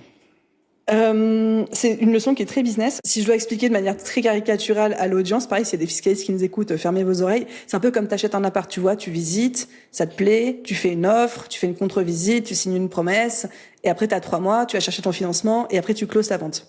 C'est à peu près pareil pour une entreprise. Ouais. Et je pense que là où j'ai le plus péché et où que potentiellement j'aurais peut-être pas racheté si j'avais bien fait mon taf à ce moment-là, mon taf c'était de faire la contre-visite, d'ouvrir tous les robinets, de vérifier qu'il y avait 0 fuite, d'ouvrir tous les tiroirs, d'inspecter le moindre joint, de regarder le règlement de la copropriété pour savoir s'il n'y avait pas des vis cachées, des choses comme ça, de m'intéresser à l'historique et autres. Et ça, j'ai pas fait. Et je l'ai pas fait suffisamment. Et donc, je pense que si j'ai un conseil à donner, c'est ce côté contre-visite, et je regarde tous les détails, ça s'appelle les due diligence dans un processus de rachat d'entreprise. C'est là où on va tout regarder dans l'entreprise qu'on a envie de racheter, et pas que les bilans comptables. Hein. Vraiment, on ouvre tous les fonds de tiroir. Et en fait, il faut vraiment y aller à fond. Et c'est là, en fait, on aura les insights les plus intéressants qui pourront nous aider à avoir une stratégie de reprise. Comment est-ce que je récupère, par exemple, une équipe? C'est quoi la stratégie que j'ai envie d'appliquer? C'est quoi les choses qui vont nécessiter une intervention rapide dès le début? Qu'est-ce qui, au contraire, peut attendre et tout? Et en fait, moi, j'avais pas du tout anticipé ça. Je pense clairement, Tony, si je dois être totalement honnête avec toi, qu'il y avait un vrai excès de confiance en moi et d'ego de c'est pareil, je vais le gérer, tu vois.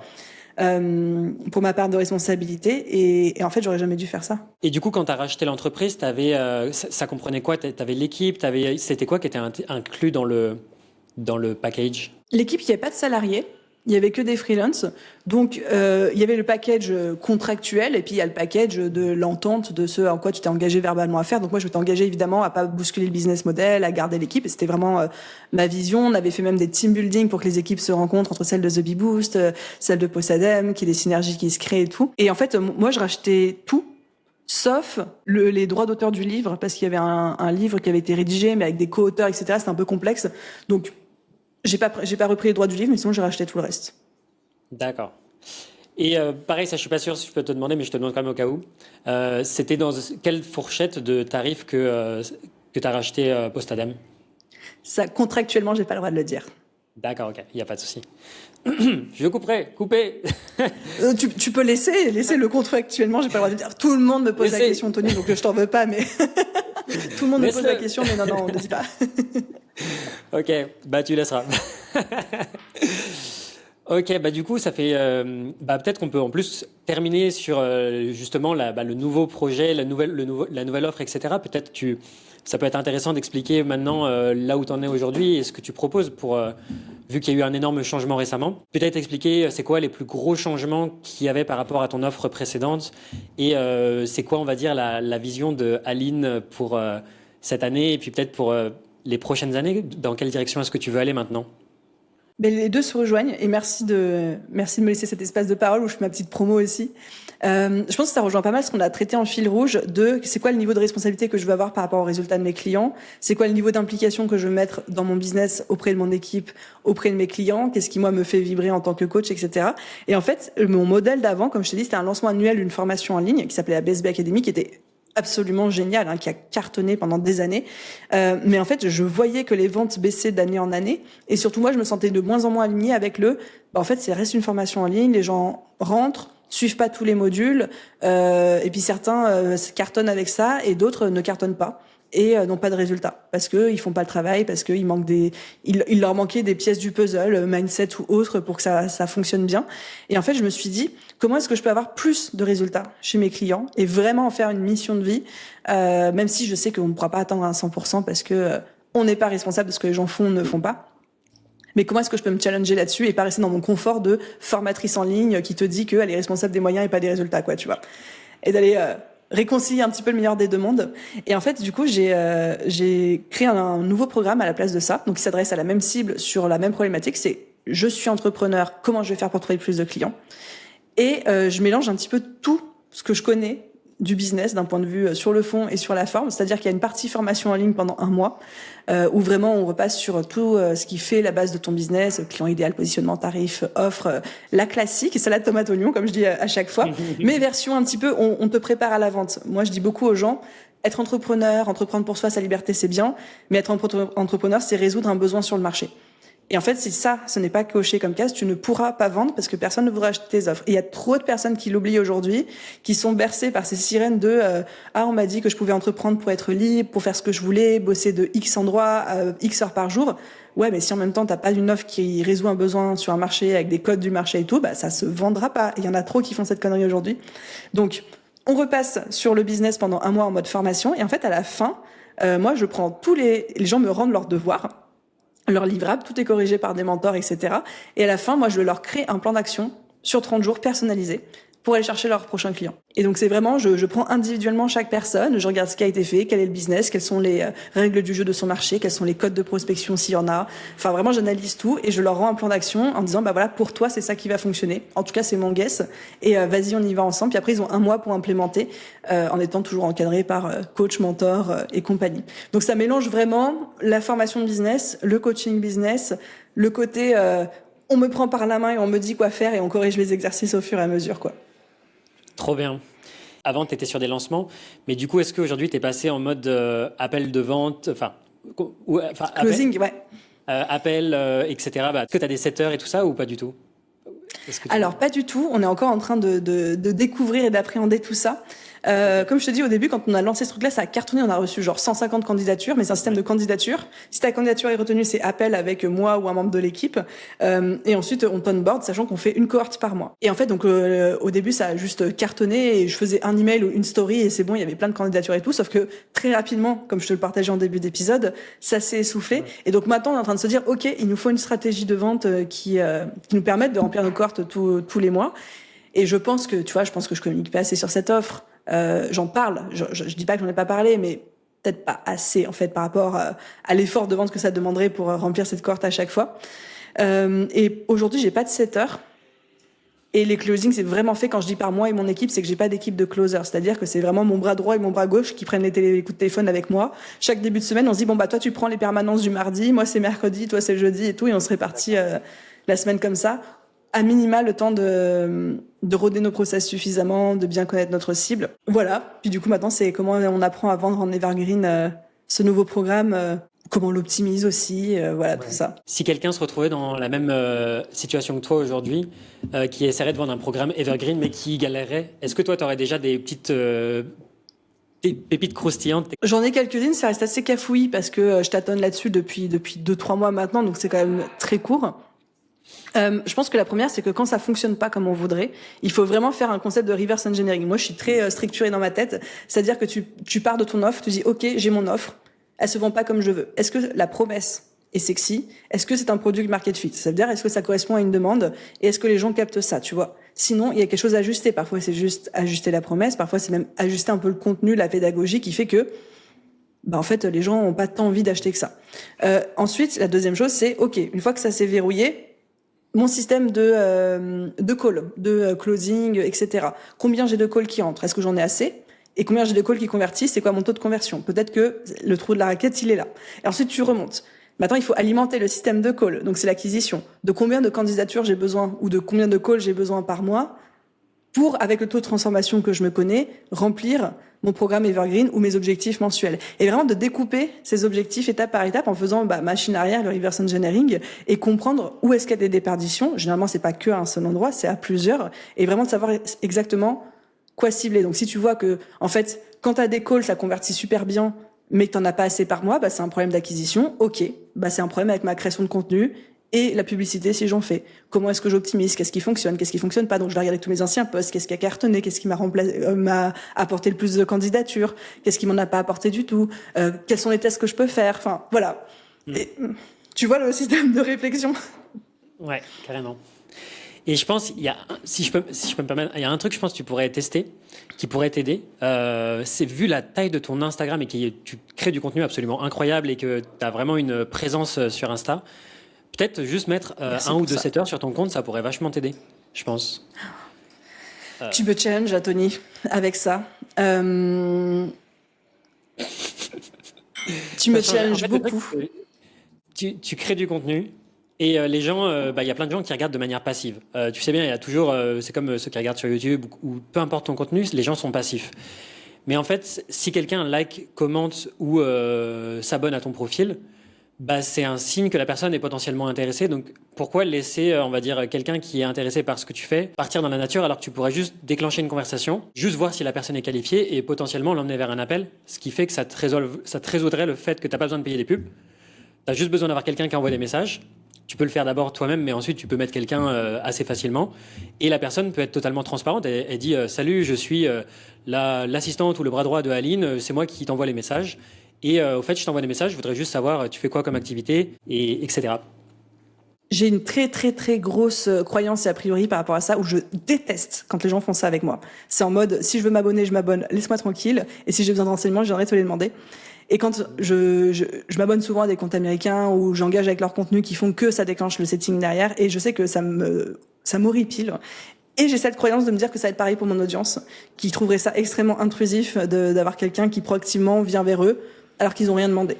Je peux me tromper, c'est pour ça que je nomme ça comme étant une croyance. J'entends, c'est pas tomber dans l'oreille d'une sourde, ça reste challengeant pour moi.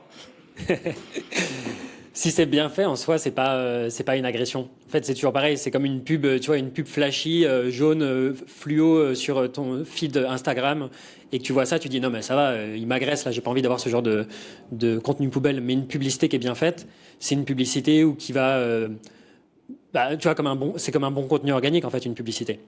Tu vas parler au problème de la personne, tu vas parler à ce dont elle a besoin, et ensuite, elle va s'intéresser à toi. Mais de la même manière, si tu fais du setting, l'objectif, c'est pas de forcer les gens à prendre un appel avec toi, c'est plus de, c'est comme limite, tu jettes une bouteille à la mer.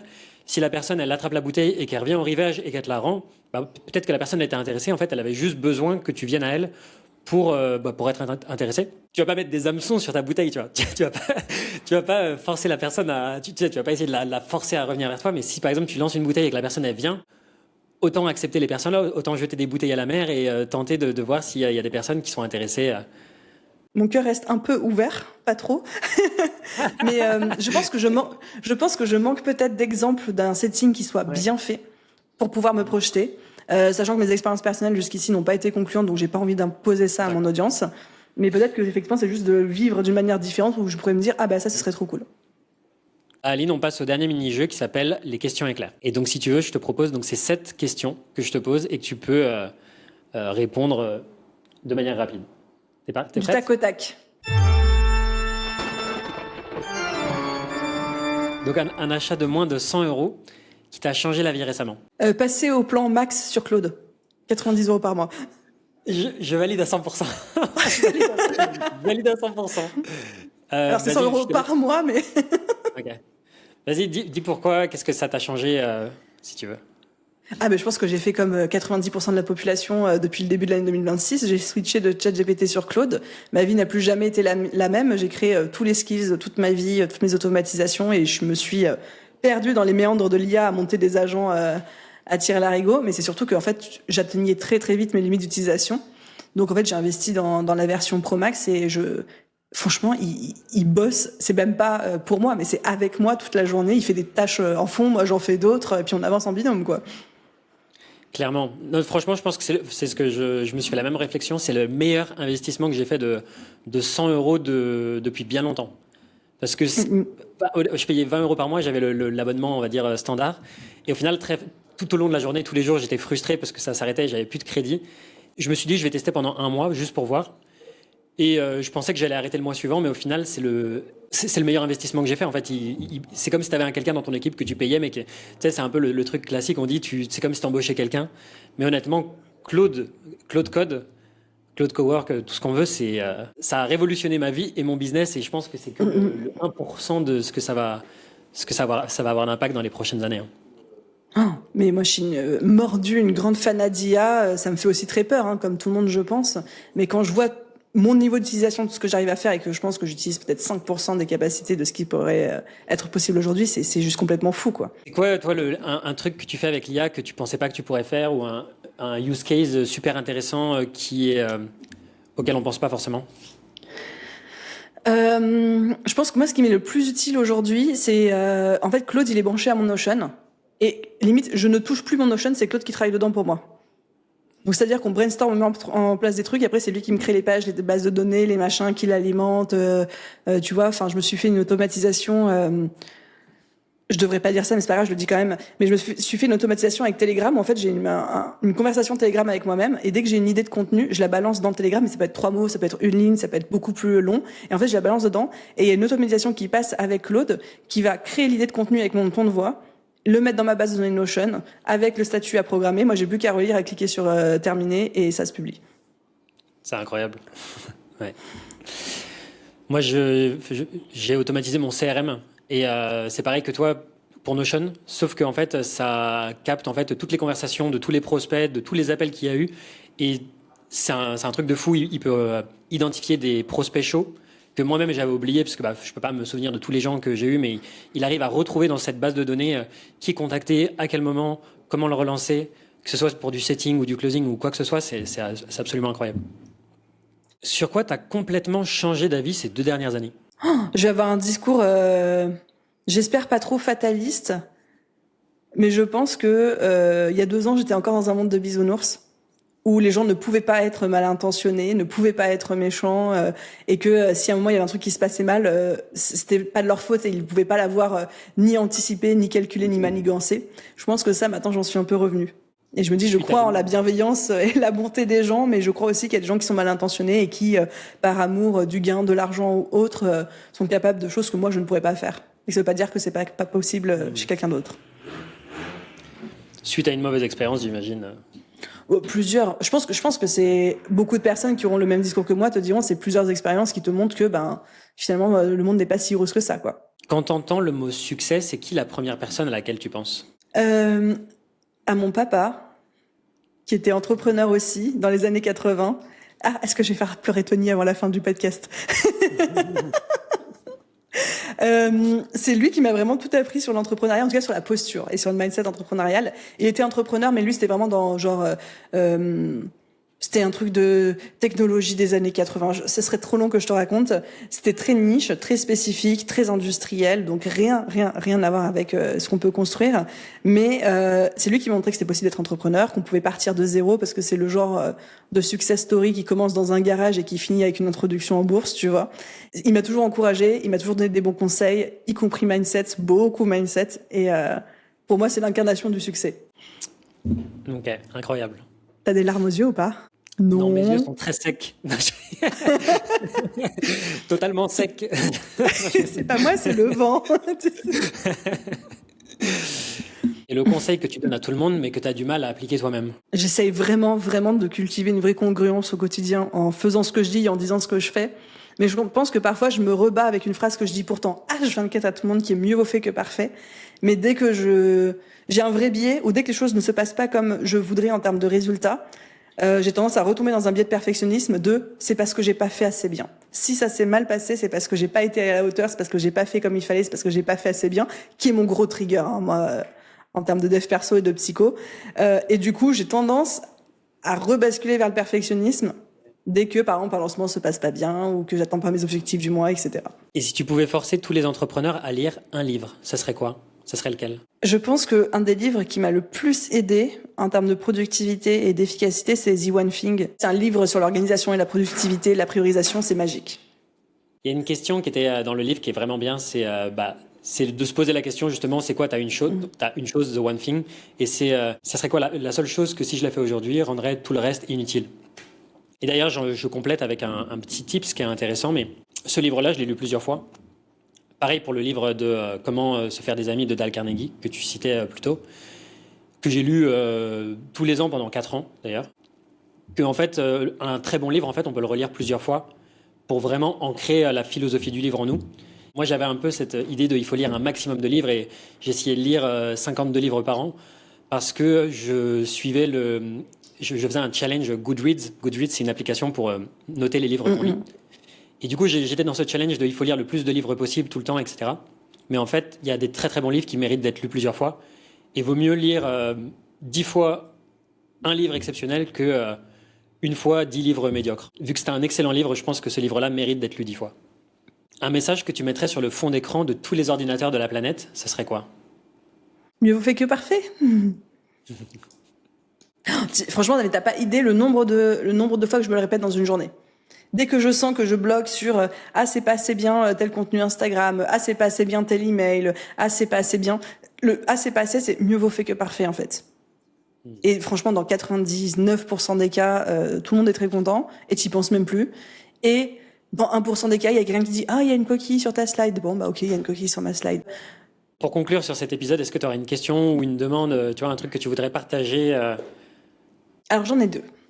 Le premier, c'est envoyer plein de force à Tony parce que il a super bien préparé cette interview, que c'était un bonheur d'échanger avec lui. Donc abonnez-vous et laissez-lui plein d'amour parce qu'il le mérite pour tout le travail qu'il fait. Le second, c'est un peu back-upé ce que j'ai dit récemment, mais on est dans des économies aujourd'hui et des marchés qui sont pas simples, où même les plus gros galèrent à faire leur chiffre d'affaires, les plus petits galèrent à se lancer, à se différencier, à se démarquer, etc. Je pense et je suis persuadée que la clé dans tout ça, c'est de sans cesse se reconcentrer sur de quoi mon client a besoin. Et si aujourd'hui vous avez une offre qui ne répond pas à 100% à un besoin marché, ou si vous avez un business model qui n'est pas 100% dans les codes d'usage du marché, ça va être compliqué à vendre. Donc ne vous compliquez pas la tâche plus que de nécessaire. Et on en revient toujours à être entrepreneur, c'est être au service d'un besoin sur son marché et il faut pas le perdre de vue, quoi. Et si on devait renvoyer les gens quelque part, où est-ce que tu veux qu'on les envoie, Aline ? Le plus simple, c'est Instagram, The Bee Boost. Et de là, vous allez pouvoir retrouver tout le reste. Mais c'est moi qui j'ai pas de 7 heures pour l'instant, donc c'est moi qui réponds à mes messages si vous avez envie de m'écrire. Mais voilà, Instagram. Ça marche. Merci Aline pour cet épisode de podcast. C'était vraiment hyper chouette. Merci pour ton intervention. Mais merci pour ton invitation. J'ai passé un super moment. Et puis du coup, merci à tous ceux qui nous ont écoutés aussi. Ouais. Vous venez d'écouter Aline, qui fait plus d'1 million d'euros de chiffre d'affaires par an. Elle a l'un des plus gros podcasts business francophones et ça fait 6 ans qu'elle est à fond dans le game. Et elle a même avoué que sa communication avait pris un coup de vieux sans qu'elle s'en rende compte. Donc vous vous dites peut-être, ah ouais, c'est chaud pour Aline. Mais en vrai, vous avez écouté votre futur. Parce que c'est la trajectoire de la majorité des coachs qui réussissent. Vous signez des premiers clients qui vous font vivre, vous en signez encore plus, alors vous embauchez, alors vous faites grossir votre équipe. Mais un jour, vous vous regardez dans le miroir et vous comprenez que vous avez construit votre propre prison. Mais il y a une bonne nouvelle et c'est exactement pour ça qu'on a fait ce podcast. C'est ce que j'appelle le paradoxe de l'entrepreneur dont je vous ai parlé tout à l'heure. Vous quittez le salariat pour être libre et au final, 3 ans plus tard, vous êtes devenu votre pire patron. Mais c'est totalement possible d'éviter ça. Et Aline, elle a mis 10 ans à le comprendre. Mais vous, grâce à cet épisode de podcast, vous avez la chance de pouvoir le comprendre aujourd'hui, avant même de vous confronter à ce mur, avant même de vous prendre le truc dans la gueule. Et c'est exactement pour ça que j'ai créé une masterclass gratuite que vous pouvez retrouver en cliquant sur le premier lien dans la description, dans laquelle je vais vous expliquer comment vivre de votre activité de coaching sans finir écartelé par votre propre business. Je vais vous donner la méthode que mes clients appliquent pour signer leur premier client premium tout en gardant leur liberté, pas en la perdant. Et donc le lien se trouve dans la description. C'est totalement gratuit pour le moment. Donc je vous invite à aller la regarder maintenant. Je vous dis à tout de suite de l'autre côté. C'était Tony. À très vite. Ciao.